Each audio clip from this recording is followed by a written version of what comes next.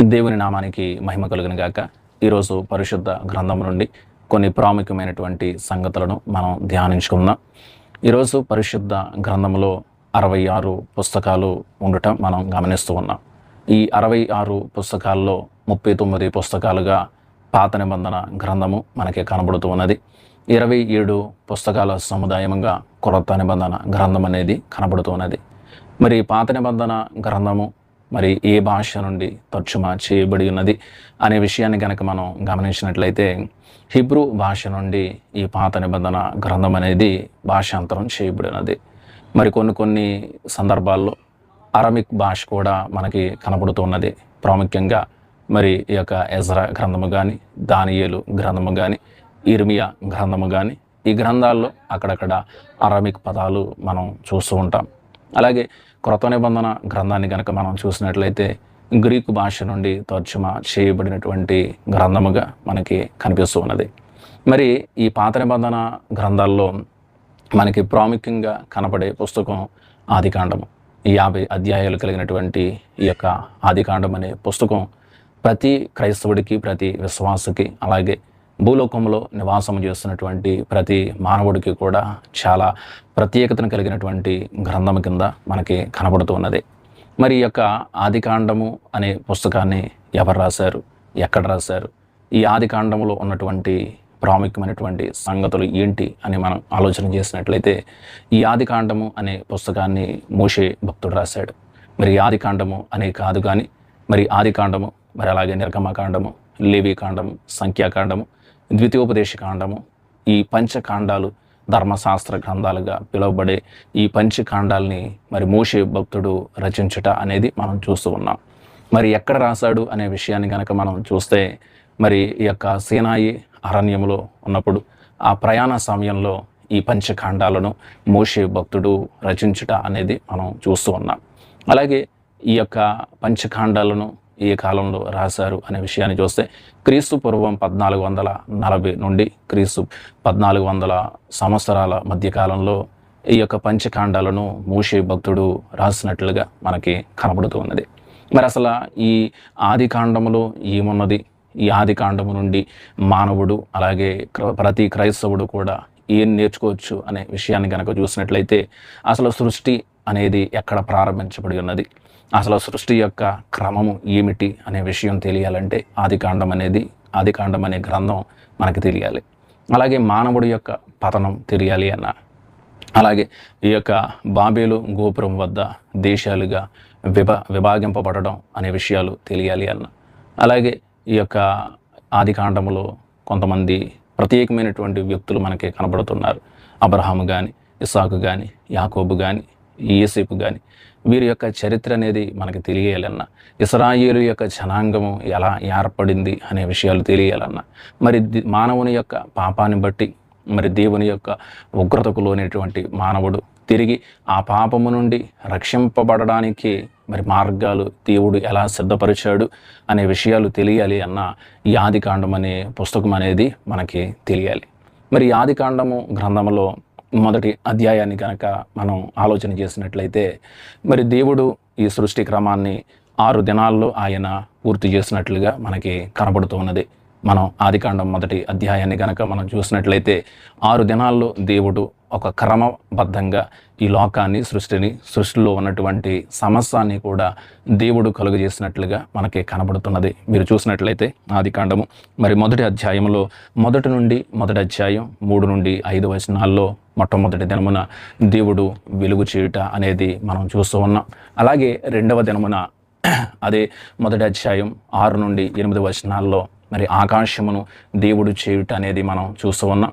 అలాగే మూడవ దినమున భూమిని, సముద్రాన్ని, గడ్డిని, మరి ఫలవృక్షాలు సమస్తాన్ని కూడా మూడవ దినమున మరి దేవుడు చేయుట మనం చూస్తూ ఉన్నాం. అలాగే 14వ వచనం నుండి 19వ వచనం వరకు మరి సూర్య, చంద్ర, నక్షత్రాలను దేవుడు చేయుట అనేది మనం చూస్తూ ఉన్నాం. అలాగే 5వ దినమున మరి ఆకాశ పక్షులు, మరి భూచల మత్స్యములు సమస్తాన్ని కూడా దేవుడు చేయటం అనేది మనం చూస్తూ ఉన్నాం. మరి 6వ దినమున మరి జంతువులు, పశువులు, అలాగే పురుగులు, అడవి జంతువులు సమస్తాన్ని కూడా సృష్టించిన తర్వాత దేవుడు మానవుడిని సృష్టించుట అనేది మనం చూస్తూ ఉన్నాం. కాబట్టి ఈ యొక్క 6 దినాల్లో కూడా దేవుడు సృష్టిని పూర్తి చేయుట అనేది మనకి కనబడుతూ ఉన్నది. మరి మానవుణ్ణి దేవుడు ఎన్నవ దినమున చేశాడు అనే విషయాన్ని మనం గమనిస్తే 6వ దినమున దేవుడు మానవుడిని చేయటం అనేది మనం చూస్తూ ఉన్నాం.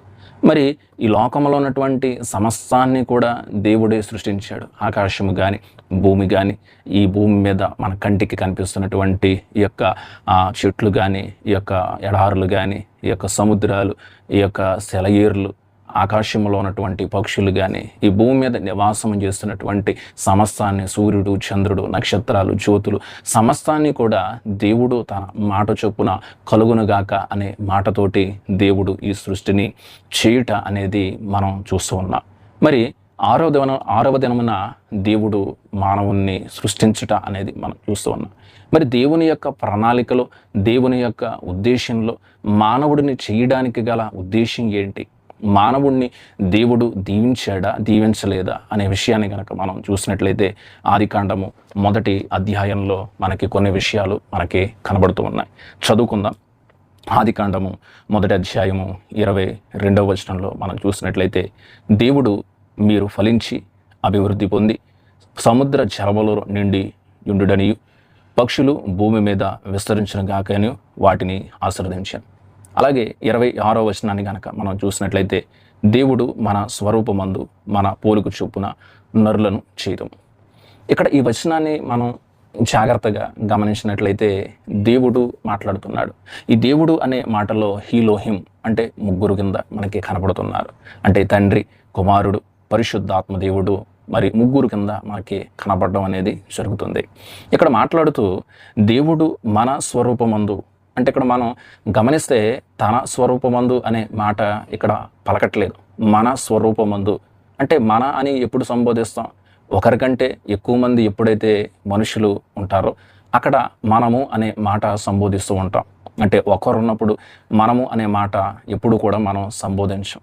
ఇక్కడ కూడా మనము అనే మాటలో మరి అప్పటికి భూమి మీద ఎవరు కూడా లేరు. ఇక్కడ మనము అనే మాటలో తండ్రి కనిపిస్తూ ఉన్నాడు, కుమారుడైనటువంటి యేసుక్రీస్తు ప్రభువారు కనిపిస్తూ ఉన్నారు. అలాగే పరిశుద్ధాత్మ దేవుడు కూడా ఇక్కడ కనపడడం అనేది మనకి కనపడడం జరుగుతుంది. అందుకే మన స్వరూపమందు అంటే ఈరోజు ఈ లోకంలో మానవుడు జీవిస్తున్నాడు అంటే ఈ యొక్క దేహము కానీ, ఈ దేహంలో ఉన్నటువంటి ప్రతి అవయము కానీ సమస్తము కూడా దేవుని యొక్క స్వరూపాన్ని బట్టి మనల్ని ఆయన చేశాడు. అందుకే ఆ మాట అక్కడ మాట్లాడుతూ మన స్వరూపమందు మన పోలిక చొప్పున, అంటే ఈరోజు మానవుడు ఎవరి పోలిక చొప్పున సృష్టింపబడి ఉన్నాడు? దేవుని యొక్క పోలిక చొప్పున సృష్టింపబడి ఉన్నాడు. అందుకే మన పోలిక చొప్పున నరులను చేయదము. అంటే దేవుడు ఒక మానవుడికి ఎంత ఆధిక్యత ఈ లోకంలో ఇచ్చాడు అంటే, ఈ లోకంలో ఎంతో బలము కలిగినటువంటి జంతువులు ఉన్నాయి, మరి ఎంతో విలువ కలిగినటువంటి వస్తువులు ఉన్నప్పటికీ కూడా దేవుడు మానవుడికి మాత్రమే ఆ యొక్క ఆధిక్యత అనేది ఇచ్చుట అనేది మనకి ఇక్కడ కనబడుతూ ఉన్నది. అందుకే కింద మాటల్లో కనుక చూసినట్లయితే 27వ వచనంలో, దేవుడు తన స్వరూపమందు నరుని సృజించెను, దేవుని స్వరూపమందు వారిని సృజించెను, స్త్రీనిగాను పురుషునిగాను వారిని సృష్టించెను. మరి వెంటనే దేవుడు స్త్రీని పురుషునిగా సృష్టించిన తరువాత మరి వారిని దీవించుట అనేది మనం చూస్తూ ఉన్నాం. అంటే ఈరోజు దేవుడు మానవుల్ని దీవించాడు, దేవుడు మానవుల్ని ఆశీర్వదించాడు. అందుకే కింద మాటల్లో దేవుడు వారిని ఆశీర్వదించెను. అంటే ఈరోజు మానవులుగా ఉన్నటువంటి మనం మరి పెద్దవారు చిన్నవారిని ఆశీర్వదించాలి, తల్లిదండ్రులు బిడ్డలని ఆశీర్వదించాలి. మరి ప్రతి ఒక్కరూ కూడా మరి ఆశీర్వదించే విధానంలోనే మానవులు ఉండాలి, కానీ శపించే విధానంలో మానవులు ఎప్పుడు కూడా ఉండకూడదు. దేవుడు మానవుల్ని ఎంతో ప్రేమిస్తున్నాడు కనుకనే ఆయన మనల్ని ఆశీర్వదించాడు. ఈ ఆశీర్వాదం మరి ఆదిలోనే దేవుడు మానవులకు ఇవ్వడం అనేది మనకి కనబడుతూ ఉన్నది. అందుకే ఇంకా ఏం మాట్లాడుతున్నాడంటే, మీరు ఫలించి అభివృద్ధి పొంది. అంటే దేవుడి యొక్క దృష్టిలో, దేవుని యొక్క ఉద్దేశంలో మానవుడు అభివృద్ధి చెందుట అనేది దేవుడికి ఇష్టం, ఫలించడం అనేది దేవుడికి ఇష్టం. మరి ఈ ఎక్కడ ఉన్నటువంటి స్థితిలో అక్కడే ఉండిపోవడం అనేది దేవుడికి కూడా ఇష్టం లేదు. మీరు ఫలించండి, అభివృద్ధి పొందండి, విస్తరించండి, భూమిని నిండించి దానిని లోబరుచుకొనుడి. ఈరోజు ఈ మాట ఇప్పుడు ఈ లోకంలో ఉన్నటువంటి స్థితిలో మరి ఏ జంతువునైనా, ఏ యొక్క బలము కలిగినటువంటి జీవినైనా మరి లోబరుచుకునే శక్తి సామర్థ్యాలు ఈరోజు మానవుడు సొంతం. అంటే ఇది మానవుడి యొక్క జ్ఞానం కాదు, మానవుడి యొక్క తెలివితేటలు కాదు. ఈ యొక్క విధానం అనేది దేవుడే ఆదిలోనే మానవులకి పెట్టడం అనేది మనం చూస్తూ ఉన్నాం. కాబట్టి కింద ఆయన మాట్లాడుతూ మరి వృక్ష ఫలాలు, అలాగే విత్తములనిచ్చు వృక్ష ఫలాలు, ప్రతి వృక్షమును సమస్తం ఈ భూమిలో ఉన్నటువంటి సమస్తము కూడా మానవుడికి ఆహారమగును అనే విషయాన్ని దేవుడు తెలియపరుచున్నాడు. కాబట్టి ఈ మాటలు వింటున్నటువంటి మనమందరము కూడా దేవుని దృష్టిలో మనమందరం కూడా గొప్పవాళ్ళుగా కనపడుతున్నాం. దేవుడు మనల్ని దీవించాడు, దేవుడు మనల్ని ఆశీర్వదించాడు. కాబట్టి ఈ మొదటి అధ్యాయం ద్వారా మనం నేర్చుకునే పాఠాలను కనుక మనం చూసినట్లయితే, దేవుడే ఈ లోకాన్ని సృష్టించాడు. దేవుడే ఈ లోకంలో ఉన్నటువంటి సమస్త జంతువులను, ఆకాశ పక్షులను, సముద్రాలను, సూర్య చంద్ర నక్షత్రాలను, మరి పర్వతాలను, మరి యొక్క విత్తనములను, మరి సరీసృపాలు, ఈ యొక్క మరి చేపలు, సమస్తాన్ని కూడా దేవుడే కలుగజేశాడు. అలాగే మానవుడిని కూడా దేవుడే తయారు చేసి ఉన్నాడు. మరి తన పోలుకు చొప్పున, తన స్వరూపము చొప్పున దేవుడు మానవుల్ని సృష్టించడం అనేది మనం చూస్తూ ఉన్నాం. మరి దేవుడు ఈ లోకాన్నంతటినీ కూడా మరి మానవుడి ఎదుట పెట్టి, మీరు విస్తరించండి, ఫలించండి, అభివృద్ధి చెందండి, భూమిని లోబరుచుకోండి, మీరు సంతోషంగా జీవించండి అని ఒక గొప్ప ఆశీర్వాదాన్ని దేవుడు మానవులకు ఇచ్చాడు. కాబట్టి ఈరోజు మరి ఆది నుండి కూడా ఇన్ని వేల సంవత్సరాలు అయిపోయినప్పటికీ కూడా మానవ జాతి అనేది ఇంకనూ మరి ఉన్నది అన్న, మానవ జాతి ఇంకనూ విస్తరిస్తున్నది అన్న, మానవ జాతి ఇంత జ్ఞానాన్ని పొందుకుని మరి సమాజంలో ఎదుగుతున్నది అన్న, దాని వెనకాల గల ప్రధానమైనటువంటి కారణం దేవుని యొక్క ఆశీర్వాదం. ఈరోజు మన బిడ్డలు కూడా ఉన్నత స్థితికి చేరాలి అంటే తల్లిదండ్రుల యొక్క ఆశీర్వాదాలు ఖచ్చితంగా ఉండాలి. ఈరోజు ఒక విద్యార్థి ముందుకు కొనసాగాలి అంటే గురువు యొక్క ఆశీర్వాదం అనేది ఖచ్చితంగా ఆ యొక్క స్టూడెంట్కి ఉండాలి. ఈరోజు సంఘంలో ప్రతి కుటుంబము కానీ, ప్రతి విశ్వాసి కానీ ఫలించి వారు ఆశీర్వాదాలు పొందాలి అంటే ఒక సేవకుడి యొక్క ఆశీర్వాదం కూడా ఆ సంఘానికి, ఆ కుటుంబానికి ఉండాలి. కాబట్టి వాక్యాన్ని విన్నటువంటి మనమందరము కూడా దేవుడే ఈ సృష్టిని సృష్టించాడు కనుక మరి మనము దేవునికి విధేయతను కలిగి జీవించే బిడ్డలుగా ఉండాలి. దేవుడు మరి ఏ మార్గంలో అయితే నడవమని చెప్పాడో అదే మార్గంలో మనము కూడా నడిచే బిడ్డలుగా ఉండి ఆయనకి ఇష్టమైనటువంటి బిడ్డలుగా జీవించడానికి పరిశుద్ధాత్మ దేవుడు సహాయము చేయనుగాక. ఆమేన్. మరి వాక్యం ద్వారా మీరు బలపడినట్లయితే మీ యొక్క అభిప్రాయాలను మరి కామెంట్ ద్వారా తెలియపరచండి.